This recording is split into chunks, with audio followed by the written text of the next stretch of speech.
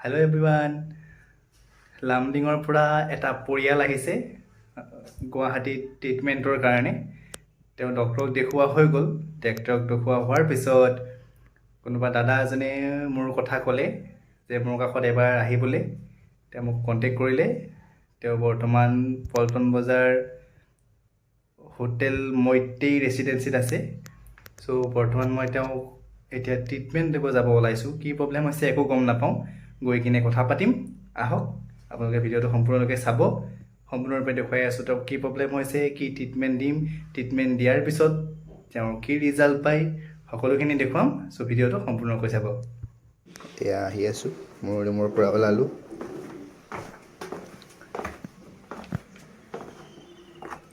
মোৰ ৰুমৰ তলতে এইটো গেৰেজ মোৰ। এইখন মোৰ বাইকখন লৈ লওঁ, যাবলৈ ৰেডি। এয়া বাইক ষ্টাৰ্ট দিম এতিয়া। বাইক ষ্টাৰ্ট হৈ গ'ল। লাহে লাহে যাবলৈ ওলাইছোঁ।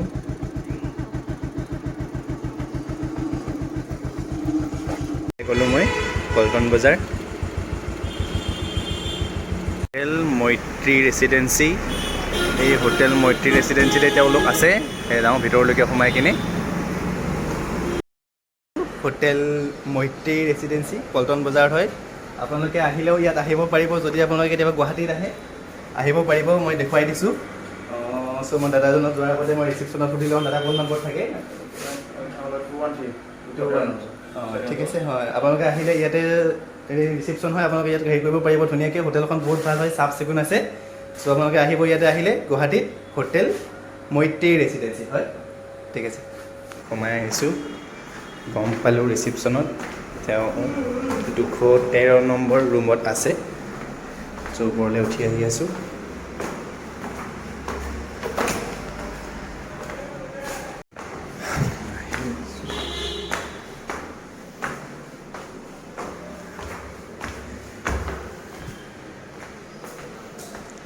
এইফালে আহি আছোঁ 213 নম্বৰ ৰুমলৈকে।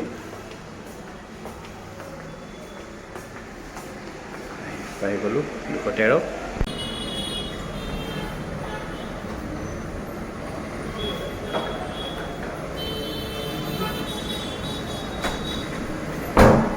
আৰু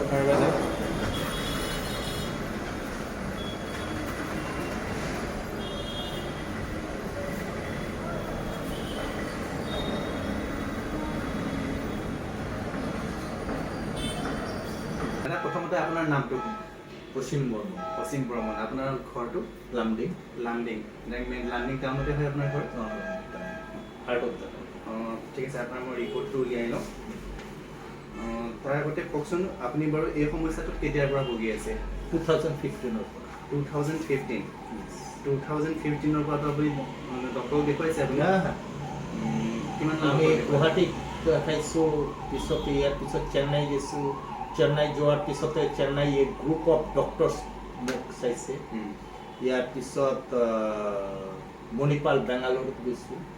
চেন্নাইত মোক কৈছে এটা কথাই, ডক্টৰ সজ্জন কুমাৰ হেগড়ে সজ্জন হেগড়ে সি কৈছে যে আপুনি কেতিয়াবা অপাৰেশ্যন নকৰিব। কোনোবা ডক্টৰ ক'লেও আপুনি অপাৰেশ্যন নকৰিব। তেতিয়া মই সুধিছোঁ অপাৰেশ্যন নকৰিলে ঠিক হ'ব? আপুনি যি কৰি আছে, ডেট মিনছ যোগা কৰি আছে, এতিয়াও কৰি আছে, যোগা কৰি থাকক।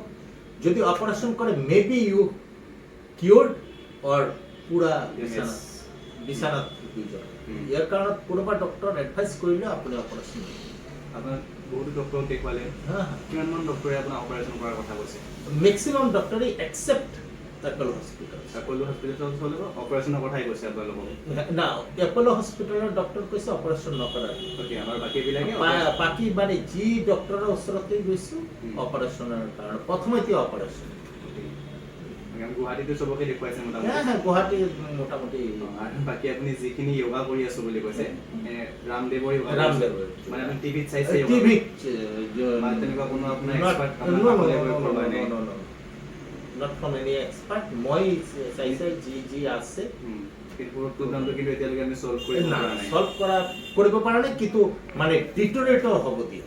অ'কে, মানে প্ৰব্লেমটো যিখিনিত আছে সেইখিনিতেই মই ৰাখি আপুনি বৰ্তমান এতিয়া গুৱাহাটীত যে আহিছিলে গুৱাহাটীতো ট্ৰিটমেণ্ট ল'বলৈ আহিছিলে য়েছ ট্ৰিটমেণ্ট ল'বলৈ ডক্টৰ আৰ দাসৰ ওচৰত আহিছিলোঁ অ'কে আৰ দাস টেবলেট দিছে চব মেডিচিনছ আৰু কৈছে যিবিলাক ফিজিঅ'থেৰাপি মই লৈ আছোঁ সিও সুধিছে মোক যে আপোনাৰ কি ডিটৰেট হৈছে অ'কে আমি কৈছোঁ না ডিটৰেট হোৱা নাই ষ্টেটিক আছে মানে যিখিনি অৱস্থাত আগতে আছিল এতিয়ালৈকে সেইখিনি অৱস্থাতে আছে কিন্তু ইম্প্ৰুভ হোৱা ডিটৰেট হোৱা তো বৰ্তমান তেওঁ কি ছাজেষ্ট কৰিলে বৰ্তমান সি ছাজেষ্ট কৰিছে যে ফিজিঅ'থেৰাপি যিটো মই লৈ আছোঁ যি যোগা কৰি আছোঁ এইটো কৰিবৰ কাৰণে আৰু এটা টেবলেট দিছে কি টেবলেটৰ নামটো লৈ আহিছোঁ এতিয়ালৈকে খোৱা ষ্টাৰ্ট কৰা নাই তেওঁ কিবা তেওঁৰ ফালৰ পৰা কিবা এক্সাৰচাইজ দিছে নেকি আপোনাক না কোনো এক্সাৰচাইজ তাৰপিছত ডক্টৰক দেখুৱালে কিন্তু মোৰ কথাটো আপুনি কেনেকৈ গম পালে কি ইয়াৰ পিছত মই ইয়াতে এটা হোটেল আছে তিৰুমালা ধাবা চিতাংকৰ তাত গৈছিলোঁ তাত সি দেখি মোক মাতিছে কি প্ৰব্লেমটো মই তেতিয়া ক'লোঁ যে মোৰ এনেধৰণে স্পাইনাল কৰ্ডত কিছুমান প্ৰব্লেম আছে এই L3 S1 তেতিয়া কৈছে আপোনাৰ কথা ছাজেষ্ট কৰিছে যে আপুনি এবাৰ তেওঁৰ লগত কথা পাতি চাব পাৰে মই যাম সেই মই তেনেকৈ মানে মোক কণ্টেক্ট কৰিলোঁ ঠিক আছে বাৰু মই এতিয়া আমাক চাই দিওঁ আপোনাৰ এইটো আপুনি MRI কৰিছিলে 2015ত য়েছ আৰু এইটো MRI কৰিছে আপুনি 2017ত মই লেটেষ্টটোৱে চাওঁ 2015টো নাচাওঁ বাৰু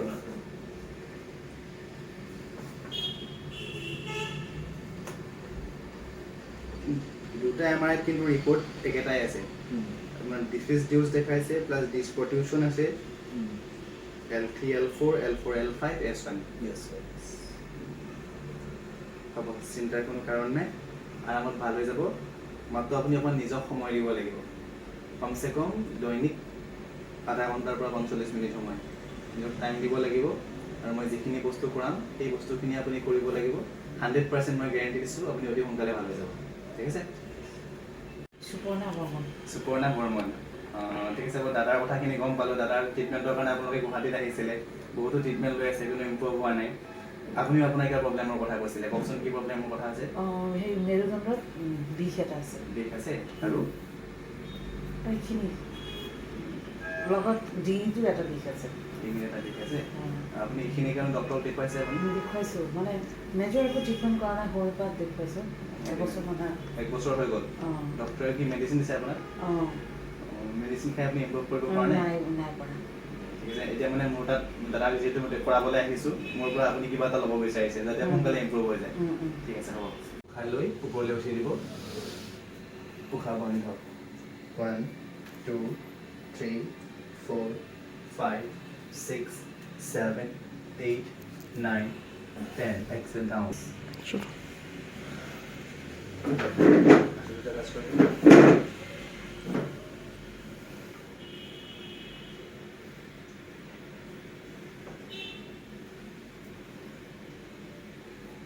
বুঝিছে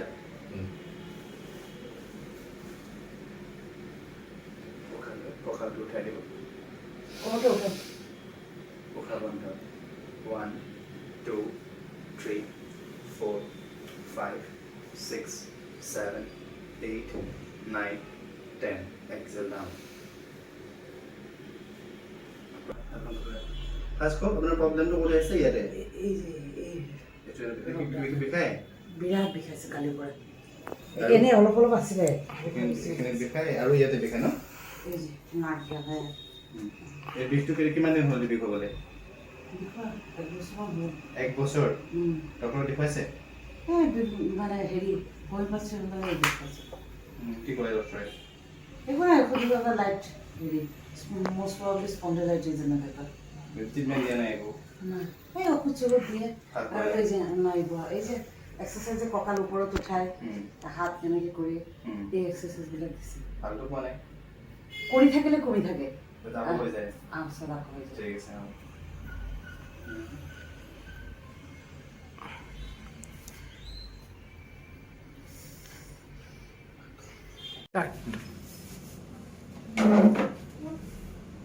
হ'ব চিন্তা কৰিব নালাগে এই মুহূৰ্তত ভাল হৈ আছে